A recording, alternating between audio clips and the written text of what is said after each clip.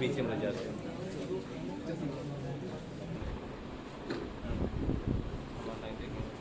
बताओ कैसे पढ़ना है, कोई बिल्कुल टेंशन नहीं, सब लोग एकदम खाली कोई नहीं, बस इतना बताओ कि कैसे पढ़ना है, क्या करना है, राइट। सब्जेक्ट के बारे में बता सकते हैं। सब्जेक्ट देखिए, जैसे एसएससी का मामला है, एसएससी आप जानते ही हैं कि एसएससी का जो पेपर होना है उसमें 4 सेक्शंस हैं, है ना। 4 सेक्शंस में आपको मैथ, रीजनिंग, इंग्लिश और जीएस 4 ही चीज़ें आती हैं। 4 चीज़ों में स्ट्रॉन्ग जोन आपका हो सकता है। स्ट्रॉन्ग जोन मैथ, रीजनिंग और इंग्लिश। जीएस अनएक्सपेक्टेड है, जो जीएस के लिए मतलब बहुत ज़्यादा परेशान होने की ज़रूरत नहीं है, लेकिन मेन फोकस जो होना चाहिए वो रीजनिंग, मैथ और इंग्लिश पे होना चाहिए। और सबसे बड़ी बात जो सिलेक्शन में होती है पेशेंस। पेशेंस अगर आपके अंदर है, मतलब आप जैसे एक अटेम्प्ट दिए नहीं हो रहा है, कोई पेपर दिया नहीं क्लियर हो रहा है, तो आप डीमोटिवेट अगर होने लगे तो सिलेक्शन फिर नहीं हो गया, मान के चलिए। सबसे पहले अपने कैलिबर को जानिए कि हाँ मेरे से हो पाएगा कि नहीं। टारगेट भी ऐसे ही चुनिए जो आपसे हो सकता है।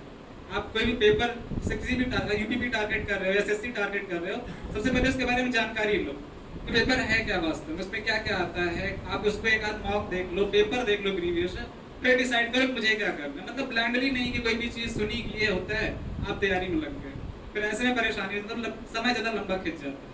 आप कोई भी चीज़ तैयारी करिए, पहले जानकारी लो उसमें कि क्या है, आपको उसमें स्ट्रॉन्ग जोन है कि नहीं है। अगर स्ट्रॉन्ग आपको लगता है कर लोगे, अगर एक बार लग गया कि आप कर लोगे, फिर उसके बाद फिर पीछे नहीं हटना। एक अटेम्प्ट तो नहीं हो रहा है, सेकंड तो नहीं, मतलब होगा, लेकिन आप पेशेंस मत खोइए। पेशेंस खोएंगे तो फिर नहीं हो पाएगा। अपने यहाँ से ज़्यादातर प्रॉब्लम यही होती है कि लोग एक अटेम्प्ट दिए एसएससी का, उसमें नहीं हुआ, फिर यूपीपी में लग गए, फिर लेखपाल में लग गए। ऐसा भी नहीं करना है।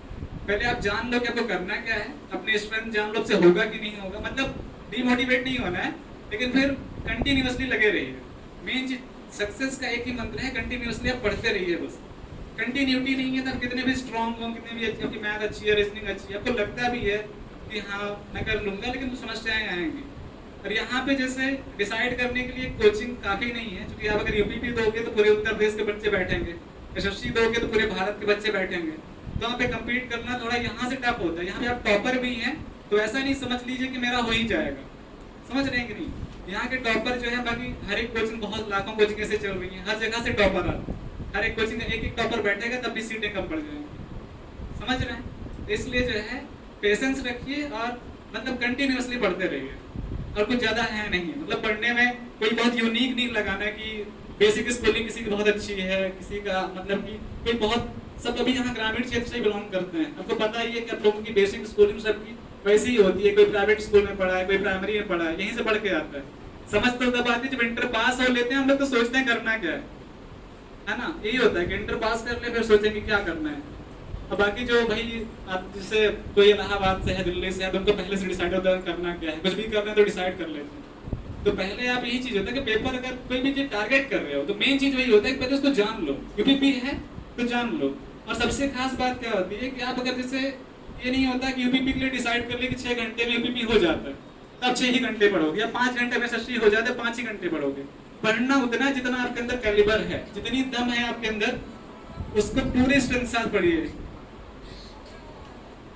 मतलब ऐसा मत डिसाइड मत करिए कुछ भी कि आप इतना पढ़ लेंगे तो हो जाएगा, इतना स्कोर आ रहा है तो हो जाएगा।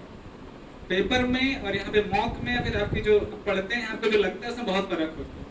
और सबसे बड़ा रोल जो होता है इस सिलेक्शन में होता है मॉक टेस्ट का। ज्यादातर लोग मॉक टेस्ट से बहुत भागते हैं। पेपर पता लगा जैसे सर यहाँ पे वीकली या मंथली करवाते ही होंगे, 15 दिन में करवाते ही होंगे, तो बच्चे उसमें पार्टिसिपेट ही नहीं करना चाहते। उनका ये कहना है कि मेरी तैयारी नहीं है, मैं पार्टिसिपेट ही नहीं करूंगा। अगर आप पार्टिसिपेट नहीं करोगे तो आपके अंदर जो कमी है ना हमेशा बनी रहेगी, दूरी नहीं होगी। आप मॉक लगाओ, उसमें देखो कि आप कहाँ से कमजोर हो, उस पर मेहनत करो, तब जाके वो चीजें दूर होंगी। फिर फाइनली मतलब धीरे धीरे अपडेट करो अपने आप। बस, थैंक यू।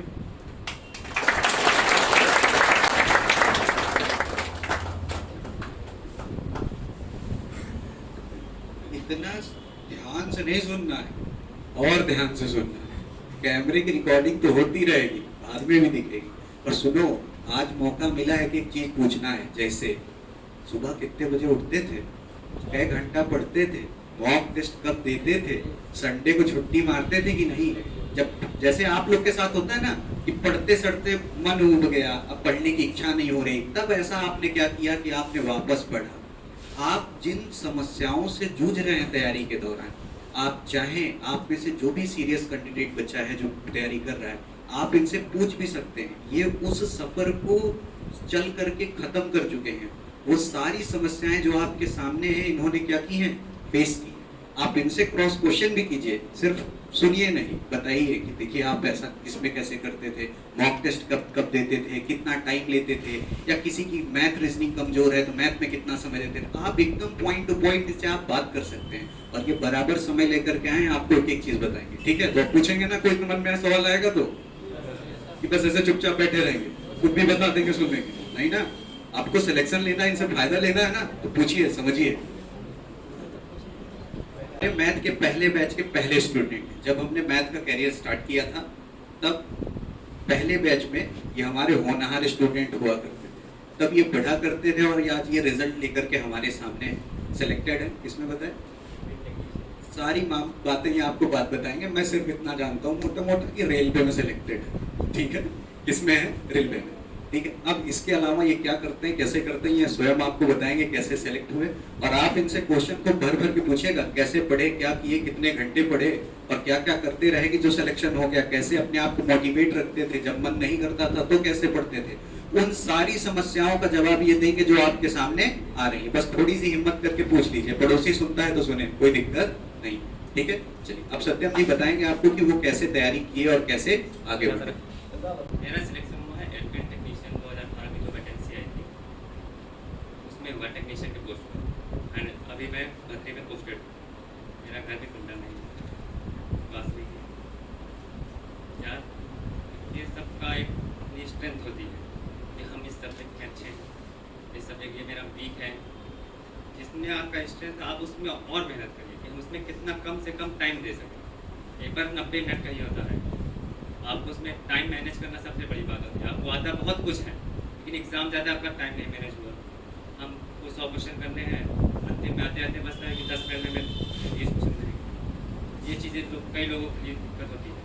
आप अपना टाइम सबसे मैनेज करना देखिए कि हम पेपर को अगर 90 मिनट को हम उससे 70 मिनट में कैसे करते हैं, क्योंकि हमें पेपर करने के बाद भी उसको हमें मैच करना होता है, क्योंकि सब हड़बड़ी में कुछ ना कुछ गलती कर देते हैं। मेरी उससे भी गलती होती है, हमने भी कई गलतियाँ की हैं। 2-3 पेपर दिए, उसमें इस कारण सिलेक्शन नहीं हुआ। हमें हमारा मैथ अच्छा था, हमने मैथ किया, आते हुए क्वेश्चन हमने 2-3 क्वेश्चन गलत करके चले जाते।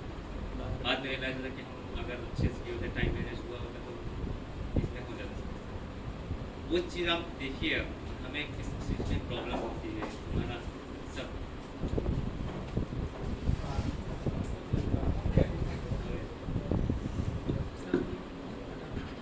समझ गए ना, तोड़ तोड़ के समझ लेना एक एक शब्द। ये सिलेक्शन की लाइनें हैं। अब देखो, अब तुमको बढ़िया और विस्तार से एक एक बात ना पता चले तो कहना। अब बताएंगे सर हमारे प्रदीप सर, ये भी तो पोस्ट वाला तो यही बताएंगे। मैं इतना जानता हूँ कि प्रदीप सर किसमें हो गए, रेलवे में हो गए, और आप ही के यहाँ रीजनिंग पढ़ाते रहे, छात्राध्यापक रहे, पढ़ाने के साथ साथ ये पढ़ते भी रहे, और बहुत अच्छे व्यक्तित्व के मालिक भी हैं। ये आपको कुछ बेहतर जरूर बताएं।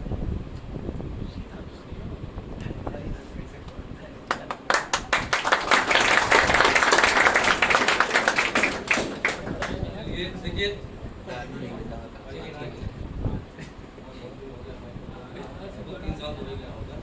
चलिए देखिए, जैसे भाई आप लोग पढ़ते ही हैं, पढ़ता हर कोई है। यहाँ पे जितने लोग आए हैं, आप सब लोग सिलेक्शन लेने के लिए आए हैं। पहले अगर हम बता दें किसमें हुए हैं जानकारी, बहुत छोटी सी पोस्ट है हमारी, रेलवे ग्रुप डी की, जानना जरूरी है। रेलवे क्या चीज़,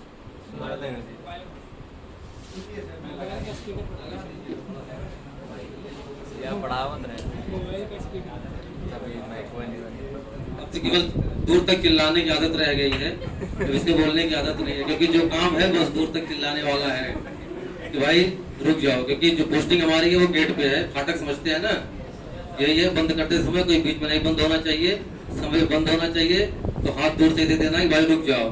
फिर जब फंसे तो फंसने के बाद निकल जाओगे बहुत दूर तक, यहाँ दिखोगे नहीं। चलिए देखिए, पढ़ते सब लोग हैं भाई, जैसे कि कई काफी बात ये लोग बता चुके हैं आप लोगों को। बहुत चीजें हैं, सिलेक्शन लेने के लिए जैसे अगर सब्जेक्ट की बात करें तो मैथ, रीजनिंग, इन्होंने बताया भाई इंग्लिश और जीएस, लेकिन इनमें इम्पोर्टेंट क्या है आप एक बात नोट करके रख लीजिए। देखिए इम्पोर्टेंट तो चारों सब्जेक्ट हैं, करना आपको चारों है, लेकिन होता है ना किसी का कोई सब्जेक्ट मजबूत होता है, कोई किसी का कोई सब्जेक्ट हल्का होता है। तो अगर आपको थोड़ा हल्का करना है तो आप जीएस को करिएगा, कभी मैथ और रीजनिंग को हल्का मत होने दीजिएगा। अगर आप मैथ और रीजनिंग को हल्का होने दिए और अगर एसएससी में आपको सिलेक्शन लेना है तो अंग्रेजी भी आपकी हल्की नहीं होनी चाहिए। मान लीजिए अगर अदर पोस्ट आपको लेना है, पुलिस लेना है, रेलवे लेना है, कहीं और जाना है, ये जैसे भाई बहुत लोग की प्रायोरिटी ये होगी कि नौकरी लेना है, मतलब एसएससी लेना है, सीजीएल लेना है कि सीएचएसएल लेना है, क्या लेना है इससे मतलब ही नहीं है, नौकरी लेना है। बहुत चीजें होती हैं भाई, घर जब प्रेशर पड़ता है तो आदमी सोचता है नौकरी मिलनी चाहिए। मैथ, जिनका मैथ कमजोर हो, सबसे पहला मैथ, और मैथ आपका अच्छा होगा तो रीजनिंग आपका अच्छा हो जाएगा। ये सब्जेक्ट आपको बना के रखना है 100%। जिसका कमजोर हो वो ये ना सोचे कि अरे एक सब्जेक्ट कमजोर है, कोई दिक्कत नहीं, रीजनिंग तो हमको आती है, रीजनिंग आती है मैं कवर कर लूंगा, मैथ नहीं आती है, एक सब्जेक्ट कुछ नहीं होगा, आप लिख लीजिए, नौकरी कभी नहीं पाएंगे। ये आप समझ के रखिएगा। अगर मैथ आपको नहीं आती है, मैथ रीजनिंग, और ऐसा नहीं कि आएगी नहीं, जैसे एग्जाम्पल दें तो सब बताते हैं, तो हम भी अपने बारे में बता रहे हैं। मेरा हाई स्कूल में, अगर जिसको शंका होगा मार्कशीट देख लीजिएगा, 33 नंबर है मैथ में, एक नंबर कम होता तो मैं हाई स्कूल में फेल हो जाता, 2010 में दिया था। और इस डर से कि मैथ में मैं अगली बार फेल ना हो जाऊं इंटर में, मैं बायोलॉजी से कर लिया इंटर, मैं फेल ना हो। फिर मैं गया इलाहाबाद चले गए, वहां पढ़ते रहे, एक साल IIT की तैयारी की, नहीं हुआ। फिर उसके बाद प्रेशर आया घर से, पढ़ना है, अब उतना पढ़ा, पर फैमिली का तो आदमी है नहीं, हर आदमी बड़ी फैमिली से थोड़ी आता है। ये होता है कि भाई कुछ ना कुछ कमाई होनी चाहिए। एक समय आता है जब आपकी अभी जो 19-20 साल के हैं कोई दिक्कत नहीं, आप 24 साल 25 साल के जिस दिन होंगे, एक वैकेंसी में आप ओवर एज होइए बस। जैसे पुलिस है, कितना 23 साल मांगता है शायद, 23 अब 22 साल हो गया जनरल का, जिसका एक बार ओवर एज होगा ऑटोमेटिक प्रेशर आ जाएगा। तो वो आप पढ़ते रहिए। मैं भी क्या भाई केवल बायोलॉजी से था, लेकिन मैं धीरे धीरे बेसिक करके अपने दोस्तों से, टीचर ही आपको हर चीज नहीं बता पाएगा। जैसे आप सोचते कि सर पढ़ा रहे हैं तो सर एक एक चीज एक ही घंटा तो देंगे आपको, उसके बाद ये आपकी जिम्मेदारी है कि आप सर के पास आए, पूछें। और या तो आपका कोई मित्र हो जिसको बढ़िया मैथ आती हो, ऐसा तो है नहीं कि आपके मित्रों में किसी को बढ़िया मैथ ना आती हो तो मित्र बदल दीजिए। पहले प्रायोरिटी है कि कम से कम जो आपका सब्जेक्ट वीक हो। ये देखिए यहाँ पे आपको अपना स्वार्थ भी देखना है, पढ़ना भी है, थोड़ा स्वार्थी भी बनना होगा। जिसको जो सब्जेक्ट आता है, पता लगा आप ही मैथ के धुरंधर हैं, बाकी आपके साथ के सब गधे हैं, तो ये भी काम नहीं होना चाहिए। किसी एक सब्जेक्ट में वो भी अच्छा होना चाहिए। आप पढ़िए, उनसे सीखिए, सीखेंगे तो अच्छी हो जाएगी। कोई भी सब्जेक्ट आपका हो, जिसको अंग्रेजी आती है, आप अंग्रेजी वालों को जो ग्रुप डिस्कशन होता है वो बहुत मेन होता है। अगर आप 4-6 लोग बैठ के पढ़ेंगे, मैं खुद पढ़ता था, जाता था, 4-5 लोग बैठते थे, तो 2-3 घंटा अपना केवल पढ़ते रहते थे। उसी में नहीं आता था कुछ भी, जोड़ते घटाते रहते थे, छोटा छोटा क्वेश्चन करते रहते थे, जो सर क्वेश्चन करवाए रहते थे बोर्ड पे उसी को लिखते रहते थे। करते करते आने लगा 6-7 महीना हमने केवल मेहनत किया। उसके बाद आपके यहाँ ब्रांच में उचार में 1 साल मैथ भी पढ़ाया, 2-2.5 साल तक यहाँ पे रीजनिंग पढ़ाया। तो ये है, अगर आप करना चाहेंगे तो कुछ भी होगा, लेकिन हाँ ये है कि आपको मेहनत करना होगा, सारी चीजें छोड़ के केवल मेहनत, कि आपको पढ़ना है, नौकरी लेना है। अगर आपके दिमाग में ये बात रही कि हाँ नौकरी लेना ही है किसी भी हाल में, तो आप ले लीजिएगा 100%। क्योंकि जिससे बहुत लोग सोचते होंगे कि नौकरी नहीं मिलेगी तो कोई दिक्कत नहीं है, प्राइवेट जॉब बहुत है। इसमें से कोई प्राइवेट जॉब करके आया है? कोई नहीं आया? तो किसी को अनुभव नहीं है, हमको है, हम बता देते हैं। 5 महीने में प्राइवेट जॉब भी किया। प्राइवेट जॉब करते तो वहां पे जाके, और जो इंचार्ज आपका होगा सर पे बैठा रहेगा, थोड़ा सा भी आप इधर उधर कहेंगे, 4 बातें आपको बोलेगा। अब सुबह आप एंट्री मारेंगे कंपनी में, आप निकलेंगे रात में कंपनी से, फिर आपको जल्दी होगी, जाना है, जल्दी खाना बनाना है, जल्दी सोना है, ताकि सुबह जल्दी उठ जाए। अब 1-2 छुट्टी हो गई बीच में तो आपको उसका पैसा कटेगा, हर चीजें हैं, तो आपके ऊपर प्रेशर बहुत रहेगा। इसलिए आदमी कहता है सरकारी नौकरी चाहिए, और सरकारी नौकरी आप ले लीजिएगा। मैं तो क्या 2.5 साल तक कर ही रहा हूँ, प्रेशर नहीं है। मतलब कोई आपको ये नहीं कह सकता कि ऐसा है कि चलो कल से नहीं आना है।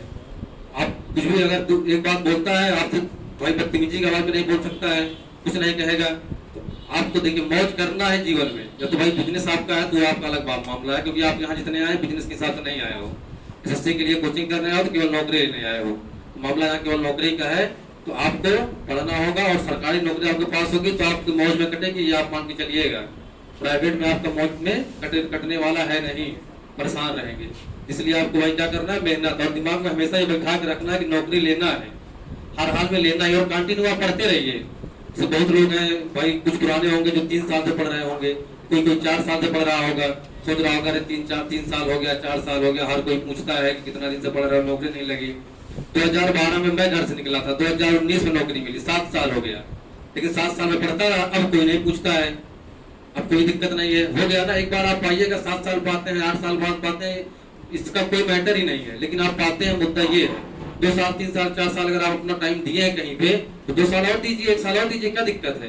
पढ़िए, 1 साल में कुछ बहुत बड़ी बात नहीं हो जाएगी, लेकिन आपको कंटिन्यू पढ़ते रहना है, बीच में छोड़ना नहीं है।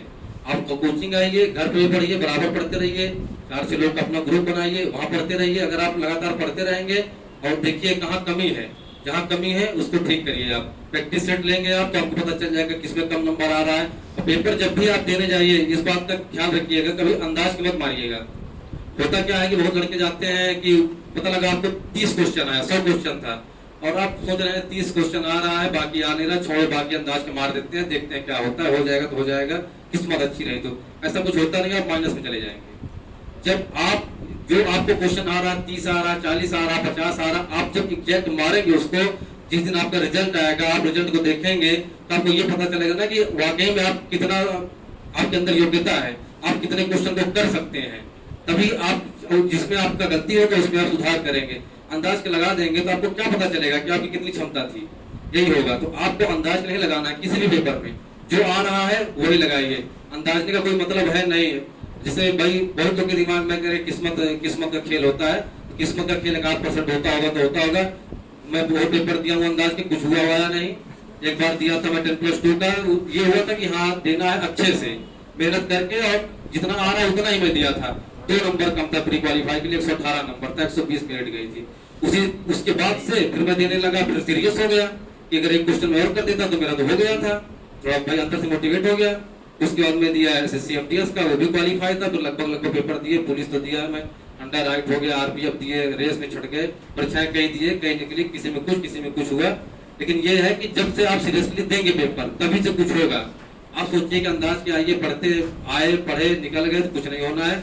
आपको घर पे जाके मेहनत करनी होगी, घर पे जाके पढ़ना होगा, मेहनत करिए। घर पे अगर आपको लगता है कि डिस्टर्बेंस है, भाई बहुत होता है, घर पे आप चले गए, घर वाले कोई काम बता दिए, इधर चले जाइए उधर चले जाइए, दोस्त आपके यहाँ घूमने टहलने लेके चले गए, आपको लगता है घर पे आप सेफ नहीं है और कमरा भी लेके नहीं रह सकते हैं, आप कोचिंग बैठ के 3-4 घंटा पढ़िए, कौन रोक रहा है आपको?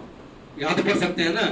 3-4 लड़के आप बुलाइए जो आपके साथ के अच्छे लड़के हैं, उनको बैठाइए, उनके साथ पढ़िए। आप 1 महीना ये काम करके देखिए, आपका खुद मन लगने लगेगा। और एक पेपर देखिए, पेपर मान लीजिए नहीं भी हो रहा था, प्रैक्टिस सेट लगाएंगे, आपको खुद अपने आप पे इम्प्रूवमेंट दिख जाएगा कि वाकई में कुछ इम्प्रूवमेंट हो रहा है। ये काम आपको करना है, घबराना नहीं है। बहुत लोग हैं जो पुराने भी हो गए हैं, भाई ये सोचता है आदमी, कह रहे कितने 3 बैच कर लिए, 4था बैच कर लिए, बहुत लोग शर्म आने लगती है, बहुत लोग को बेइज्जती महसूस होती है, कह रहे 4 बैच कर लिए, क्या जाए। बेइज्जती महसूस नहीं होना है, यहाँ किसी कोई बहुत बड़ी इज्जत नहीं है। आपको कौन जानता है, कोई आपका ऐसा थोड़ी है कि आप कोचिंग निकलते हैं 1000 लोग आपका पैर छूने के लिए खड़े हैं, आप एक बैच और कर लेंगे तो छूना बंद कर देंगे, ऐसा तो कुछ है नहीं। आपको पढ़ना है, बेइज्जती बिल्कुल, क्योंकि कहते हैं ना कि स्टूडेंट की कोई इज्जत नहीं होती है। स्टूडेंट हो तो बस अपने काम से मतलब, आप पढ़िए, इस कौन क्या कह रहा है उसकी बातों में आप पढ़ेंगे तो आपका दिमाग दूसरी तरफ भागेगा। आप स्टडी पे ध्यान लगाइए, आराम से हो जाएगा, कोई बहुत बड़ी बात नहीं है। लगता है कि अरे इतने लड़के हमसे तेज ये है, हमसे तेज तो वो है, हमारा कहाँ होगा, इसका कहाँ होगा। बहुत लोग ऐसे हैं, बहुत लोग बाहर पढ़ के आए होंगे, कुछ लड़के हो सकता है इलाहाबाद से पढ़ के आए हो, वहाँ तो 500 लड़के थे, बताइए इतने तेज लड़के हैं, हमारा नहीं हो रहा है।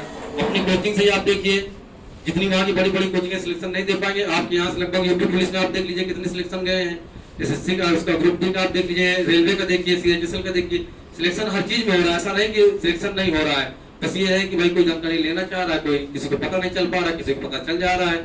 मैं ही जा रहा हूँ, लगभग मुझे तो लग रहा है लगभग 200, अगर अभी खोजा जाएगा 200 के आसपास ऐसे होंगे जो वर्दी पहन के कहीं न कहीं ड्यूटी कर रहे होंगे, और 50-60 ऐसे होंगे जो लगभग 50-60 से ज्यादा ही होंगे जो अदर में कर रहे होंगे, टेट छोड़ के। टेट वाले तो छोड़ दीजिए क्योंकि उनको जानकारी मुझे है नहीं, तो इतना तो मैं जान रहा हूँ क्योंकि मेरे सामने ही हुई है ये सब। ऐसा नहीं कि बहुत पहले की हुई है, तो बहुत बात की। मैं पढ़ता था कोचिंग में 2015 से, तो 2015 से अब तक के बारे में, कोचिंग के बारे में सारा नॉलेज है। मैं भी यहीं पढ़ा हूँ, कहीं बाहर से पढ़ के मैं आया नहीं हूँ कि कहीं बाहर से पढ़ के आया हूँ। मैं 5 ही महीना इलाहाबाद में 4-5 महीना पढ़ा, फिर यहाँ आ गए, यहाँ मैं रहता था। ऐसे आते थे, 1 महीना आते थे, 1 महीना गैप मार दिया, 2 महीना गैप मार दिए, जिस तरह 1 साल 2 साल बीत गया।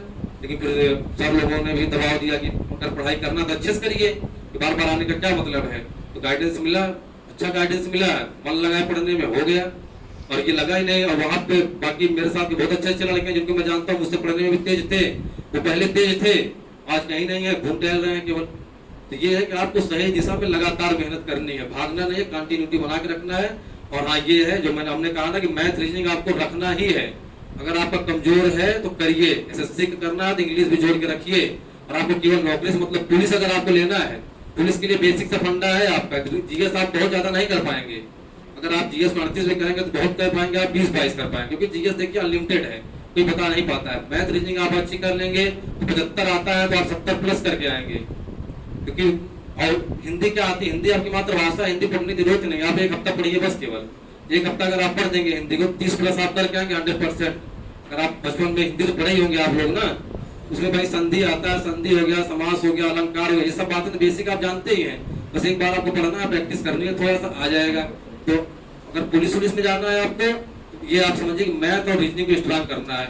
और 56 रीजनिंग आती है, ये केवल जैसे होता है कि भाई 38 मैथ है, 37 रीजनिंग है, 19 मैथ, 56 रीजनिंग, 37 हिंदी। अगर आप इन्हीं तीनों के लिए लीजिएगा, आपका सिलेक्शन 180-85 का सिलेक्शन हो जाता है।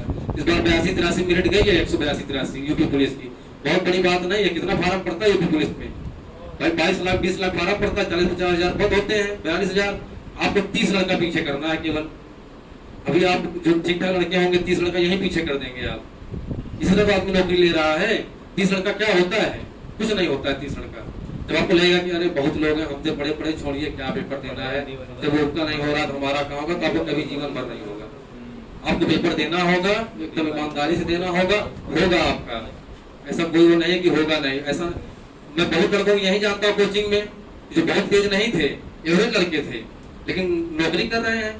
नौकरी कर रहे हैं, वो एवरेज थे कि तेज थे कि क्या थे, इससे कोई मतलब है किसी को नहीं, लेकिन अपना संतुलन बना लिए हो, कहाँ कितना क्वेश्चन करना है, संतुलन बना के चले, हो गया उनका, नौकरी कर रहे हैं। तो यही आपको भी करना है, मतलब किसी भी सब्जेक्ट को आपको हटाना नहीं। क्योंकि मैं मैथ और रीजनिंग पे इसलिए फोकस ज्यादा दे रहा हूँ मैथ पे, कि बहुत लड़के जिनकी समस्या मैथ होती है, वो मैथ जब उनकी समस्या आ जाती है, कहते हैं मैथ हमको नहीं आती है, ये दिमाग में बात बैठा लेते हैं। आप वो एक बार केवल मैथ आना चालू हुई, एक बार आप विश्वास करके चलिए, एक बार अगर आप मैथ आपको आना चालू हुई, आप सारे सब्जेक्ट भूल जाएंगे। लगाना आपको रात में 2 बजेगा 3 बजेगा, आपको पता ही नहीं चलेगा, टाइम का पता ही नहीं चलेगा, इतना आनंद सब्जेक्ट है मैथ। और पूरा एकदम मतलब आ रहे पढ़ने, ऐसे कोचिंग है, पढ़े लिखे और अच्छे से मेहनत किए, हो गया काम। यही आपको भी करना है। बहुत प्रेशर लेंगे तो आप फ्रस्ट्रेट हो जाएंगे। बस ये है, जितनी देर पढ़िए, ऐसा नहीं कि घर वालों को दिखाने के लिए आप बैठ गए किताब में, उसी में इधर उधर बना रहे हैं, पढ़ाई मन से नहीं कर रहे हैं। 4 घंटा पढ़िए, 6 घंटा पढ़िए, मन लगा के पढ़िए, मन ना लगे 10 मिनट आराम करिए, लेकिन जब तक पढ़िए मन लगा के, वहाँ कोई डिस्टर्बेंस आपको नहीं होना चाहिए। अगर आपको सेट है कि आज ये ओवर टाइम हमको लगाना है तो लगाना है, तो उसमें अगर कोई आ जाए तो उसको वेट करवाइए 10 मिनट। आपके 10 मिनट के लिए अगर रुक जाएगा कोई तो कोई बड़ी बात नहीं है, कि नहीं रुक सकता है जिसका मतलब आप उसके लिए महत्वपूर्ण नहीं है। जब आप उसके लिए महत्वपूर्ण नहीं तो फिर क्या मतलब है, जाने दीजिए ऐसे व्यक्ति को, क्योंकि आपकी जिंदगी से जुड़ी हुई चीजें हैं। तो अगर आप टाइम सेट करके बैठे हैं, बैठिए पढ़िए, हो जाएगा, कोई दिक्कत नहीं, ठीक है। ये आपको करना है।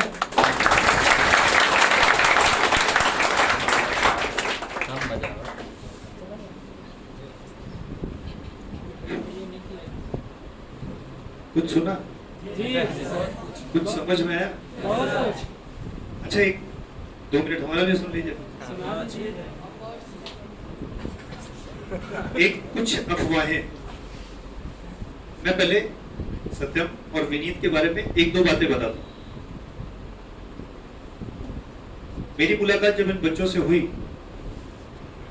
तो ऐसा नहीं था कि कोई बहुत एक्स्ट्रा ऑर्डिनरी स्टूडेंट रहे, मतलब कि जब यहाँ आए तो ऐसा लगा कि मतलब सारे विषय बढ़िया है और कल इनका सिलेक्शन हो जाएगा, ये चीज तो कम। लेकिन इन दोनों बच्चों में, ये तो 2-2.5 साल पहले के सिलेक्टेड है, आज मुलाकात काफी दिन बाद हुई। विनीत के बारे में मैंने जो ऑब्जर्व किया, वो एक चीज ऑब्जर्व किया था कि जिस दिन से मैं इस बच्चे से मिला था, एक टारगेट फिक्स कर लिया था इन्होंने, एक करना है तो यही करना है, इसके अलावा कुछ नहीं करना है। और इस पूरे दौरान, मतलब 1-1.5 साल जो यहाँ रहे, उसके बाद जो इलाहाबाद में इन्होंने पढ़ाई की, उस दौरान जो भी इन्होंने किया, इलाहाबाद में विशेष तौर पे आपको ये बताए होंगे कि यहाँ इलाहाबाद में अगर किसी एक चीज का अंतर है तो वो है माहौल का। आप जब कंपेयर करने जाएंगे, अध्यापकों में कंपेयर करने जाएंगे पढ़ाई में, तो उसमें बहुत डिफरेंस नहीं मिलेगा। एक चीज का सबसे बड़ा अंतर मिलता है कि क्या आप घर से दूर रह पाते हैं कि नहीं। जब इलाहाबाद आप रहते हैं तो घर से दूर रहते हैं, और आप फिर वहां पे अपने लिए समय देते हैं, एक माहौल बन जाता है वहां पे। वही माहौल अगर आप यहाँ, अभी सर बता रहे थे प्रदीप सर, आप तो यहाँ के स्टूडेंट भी रहे, फिर उसके बाद यहाँ पे टीचर भी रहे, और जिस समय से ये परिवर्तन हुआ था, ट्रांजिशन हुआ था ना, कि हमको टीचर की आवश्यकता पड़ी और सर से कहा गया और सर ने पढ़ाना स्टार्ट कर दिया था, इतना ज्यादा मेहनत इन्होंने, हम लोग के साथ रेगुलर प्रयागराज से यहाँ तक आते थे, इतना मेहनत किए। ये वही छात्र हैं, मुझे आज मतलब सर भी रहे साथ में, पढ़ाए भी। एक बार की बात है, इन्होंने कुछ ऐसा बोला था क्लास में, तो मैं इनसे नाराज हो गया था, मैंने कहा था क्लास से निकल जाइए। और मैं आज ये बात इसलिए बता रहा हूं ना कि एक अध्यापक होने के नाते कभी भी आपकी हरकतों पर कोई अध्यापक नाराज हो सकता है। ये चाहते तो उसी दिन, चूंकि ऐसा तो है नहीं कि मैं मतलब इनको खिलाता पिलाता हूँ या बहुत कुछ, रिस्पेक्ट देखिए कि ये व्यक्ति वहीं पर रहे, वहां उस दिन निकल गए, दूसरे दिन पुनः क्लास में रहे, और ना तो मेरे अंदर इनके भाव के प्रति कोई परिवर्तन आया, ना तो इनके मन में मेरे प्रति। आजकल के जो बच्चे हैं जिनको मतलब पता नहीं कहाँ के रिस्पेक्ट लिए घूमते रहते हैं, कि दो बात अगर टीचर बोल दिया तो उनको लगता है कि मतलब नहीं अब तो बेइज्जती हो गई, अब या तो जान चली जाएगी या तो फिर ऐसे ही तो सोचते हो। कुछ नहीं भाई, आपकी रिस्पेक्ट उसी दिन है जिस दिन पीडीएफ में नंबर आया है, और जिस दिन आपका पीडीएफ में नाम और वो क्या कहते हैं रोल नंबर मैच कर जाता है पिताजी के नाम के साथ, उसी दिन हम आपकी रिस्पेक्ट ऑटोमेटिक बढ़ा देते हैं, और उस दिन आप सलाह देने योग्य हो जाते हैं, आपकी लोग सुनते हैं। तो इस बच्चे में एक चीज मैंने देखा, कभी भटकाव नहीं दिखा मुझे, फिक्स था, और आज भी फिक्स है। अभी भी इनका ये सिलेक्शन हुआ है, इनको आगे चल के सीजीएल देना है, और सीजीएल का मेंस लगातार लगा हुआ है। आई विश की मतलब हो सकता है दोबारा लड्डू ये सीजीएल के मेंस का ही खिलवाए, उसके बाद उसकी पोस्ट का लेंगे। तो एक चीज ध्यान रखिएगा, कंसिस्टेंसी, छोड़ा जिसने है वो हार गया है। 1 साल पढ़ो, 2 महीना छोड़ दो, बर्बाद। कम पढ़ो, प्रतिदिन पढ़ो। और जैसे घर तो डिस्टर्बेंस है भाई, मैं मानता हूं, घर पे परमानेंट माहौल ना बन पाए तो तुम्हें यहाँ हम समय देते तो हैं, लाइट रहती तो एसी चलवाते तो हैं, हम स्वयं वहां बैठ के पढ़ते तो हैं, इसलिए ताकि तुम अनुशासित रहो।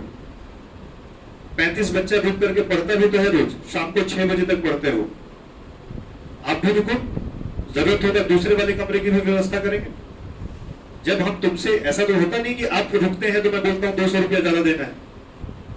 घर पे माहौल नहीं है तो असफल मत हो जाओ, ये बहाना मत बनाओ, बल्कि रुको, 5-6 बजे तक कोचिंग में रुको, यही पूरा कोटा पूरा करके जाओ, घर जाओ सो केवल, फिर सुबह आओ, यहाँ क्लास करो, फिर अपनी पढ़ाई करिए, फिर उसके बाद जाइए। तो एक भ्रांति मन से निकालिए। देखो, जब मैं 2011 में यहाँ पर आया था, और तब मुझे एक कहावत सुनाई पड़ी थी कि यहाँ के बच्चों को, गौरव सर ने कहा था उस समय, कि यहाँ के बच्चों को पहले आदमी बनाना पड़ेगा, फिर पढ़ाना पड़ेगा। पहले ही दिन उनको लेके आए थे, एक बच्चे से ऐसे विवाद हो, और सच में यहाँ पे कोई माहौल नहीं था। बनते बनाते इतना माहौल बना कि एक समय लोग ये कह रहे थे कि कुछ भी हो जाए, कुंडे से सिलेक्शन नहीं होगा। फिर जब यूपीपी का सिलेक्शन हुआ, जीडी का सिलेक्शन हुआ, एक बच्ची बैंक के क्लर्क में निकली, तो लोगों के मन में ये हो गया कि चलो अब ये हो जाएगा, अब सीएचएसएल कभी नहीं निकलेगा। फिर अभी सीएचएसएल अगर विनीत ने दे दिया कि कुंडा के बच्चे सेलेक्ट हो सकते हैं, तो अब लोग एक नई अफवाह उड़ाएंगे कि कुंडा से सीजीएल नहीं हो सकता। जब भी कुछ आप नहीं कर पाओगे, अफवाह तो उड़ेगी, लेकिन उस पर आपको ध्यान नहीं देना। एक छोटी कहानी सुनाता हूं, बस उसी के बाद एंड करेंगे। आपने दोनों लोग को सुना कि नहीं सुना? आपको ऐसा लगता है कि मतलब सिलेक्शन के लिए कोई जगह जरूरी होती है क्या? क्या ऐसा है कि दिल्ली जाओगे तभी सिलेक्शन होता है? नहीं, कहीं पर भी सिलेक्शन, सफलता किसी जगह की तलाश नहीं करती कि आप वहां जाओ तो सिलेक्शन होता है। ऐसे हो तो सब घर बार बेच करके चले ना जाए दिल्ली। अगर जगह से ही सिलेक्शन हो रहा होता तो हम भी, मुंबई से हो रहा है तो मुंबई में भी अपना पैसा वैसा कैसे लगा करके रह लेंगे। जगह से नहीं होता बच्चे, कंसिस्टेंसी से होता है, लगातार आप लगे हैं कि नहीं। और दूसरी बात, लक्ष्य तय किया। मैं क्यों डांटता रहता हूं कि अपना लक्ष्य लिखो, मैं क्यों डांटता रहता हूं सिलेबस लिखो। जब तक लक्ष्य नहीं है तब तक कहां जाओगे पता ही नहीं चलेगा तुम, और भटक जाओगे। मैं बार बार कहता हूं, तुम जिस सड़क पे दौड़ रहे हो ना, वो बहुत ही वीरान है, और आगे टारगेट यही मिलना है। लेकिन इसी सड़क के जस्ट बगल में जो गलियां निकली है ना, बड़ी सुहावनी है, बढ़िया पेड़ लगे हुए हैं, उसमें देखने में इतनी बढ़िया लगती है कि लग रहा है कि इधर से चले जाओ तो जल्दी सिलेक्शन मिल जाएगा। लेकिन वो सब भटकाव है। अगर मान लीजिए आप बगल वाली सड़क पे चले गए, तो हो सकता है आप वहां निकले जहां से शुरू किया था उसके भी पीछे। तो आपको भटकाव के 100 विकल्प मिलेंगे, लेकिन आपको यही जो अकेले दौड़ रहे हो जिस सड़क पे ना, इसी सड़क से सफलता मिलेगी। तेज दौड़ोगे जल्दी मिलेगी, धीरे दौड़ोगे तो थोड़ी देर में मिलेगी, लेकिन लगातार लगे रहोगे तो सफल हो जाओगे। जगह नहीं ढूंढती सफलता, बच्चों ने सिद्ध किया है। आज ये कुंडा के लिए बड़ी अच्छी बात है। मैं तो ये कहूंगा कि कुंडा के लिए प्रेरणा, अगर विनीत बन रहे हैं तो आप में से भी कई लोगों की जिम्मेदारी है कि जो कुंडा के छात्रों के लिए प्रेरणा बनो।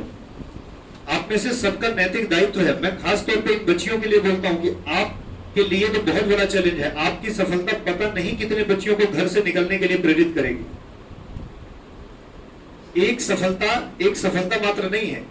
इनके गांव में रहने वाले, इनके जैसे पढ़ाई करने वाले कितने बच्चे के मन में यह आशा जग गई होगी कि अब मुझे पढ़ना है, और इन्हीं को देख करके हो सकता है बहुत सारे छात्र ये डिसाइड कर लें कि मुझे चयन होके ही दम लेना है।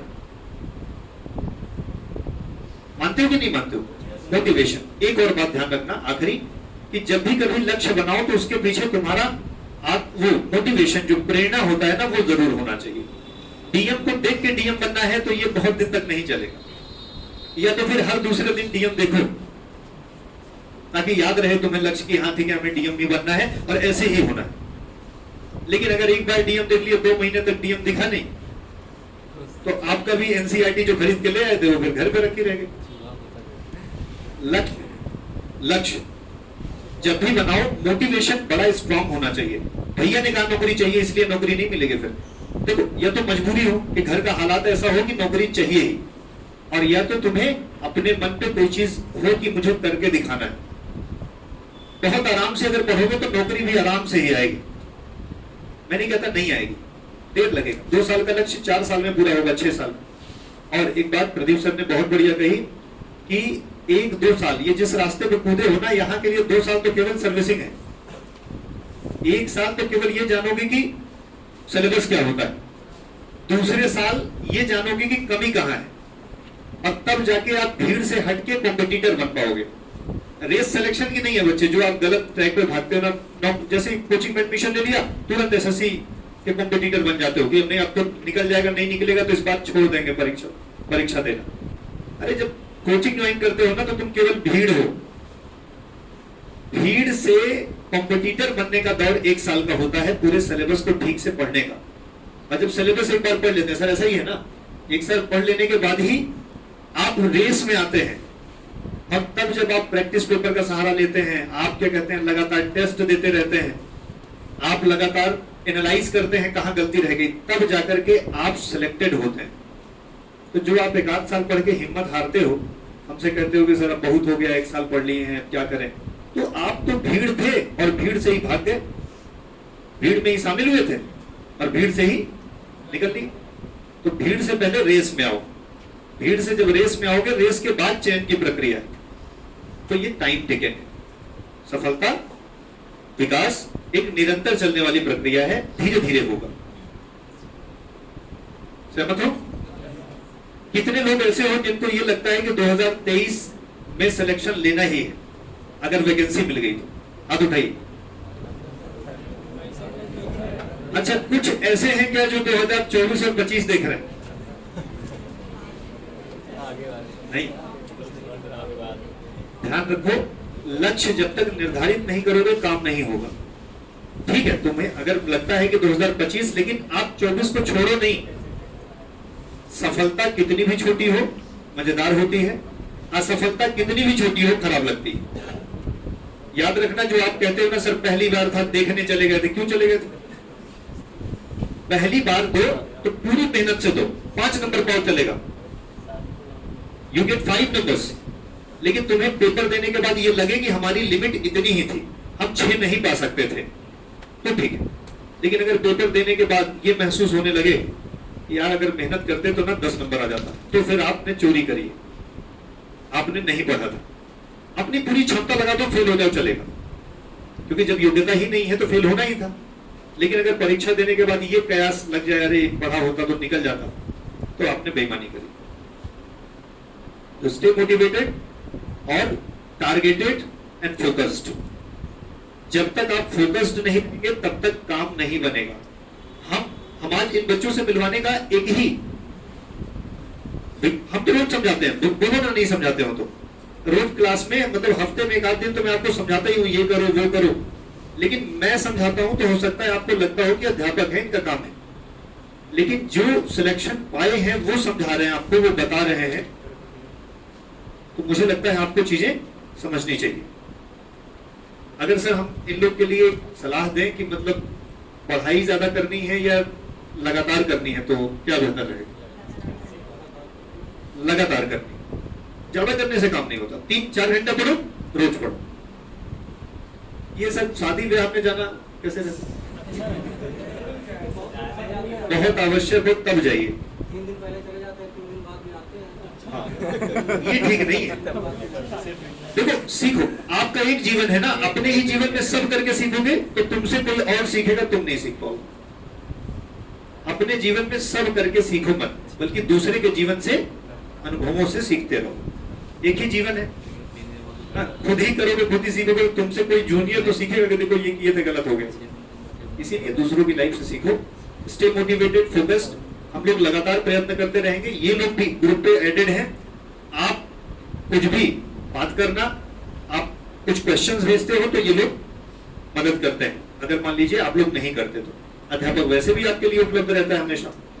एक और बात कि ग्रुप स्टडी महत्वपूर्ण है। कोचिंग में रुक करके पढ़ना रादर देन घर पर पढ़ना, उसमें डिफरेंस है।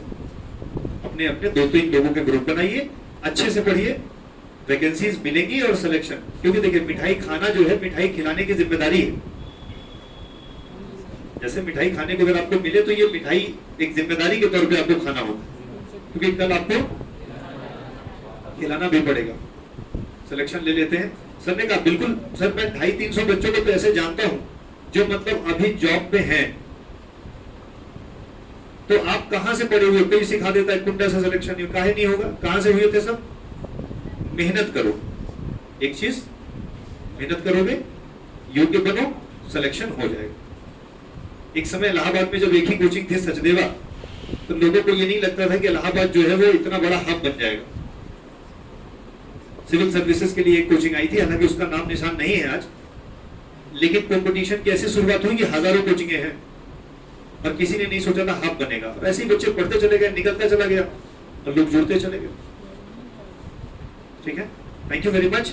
आपने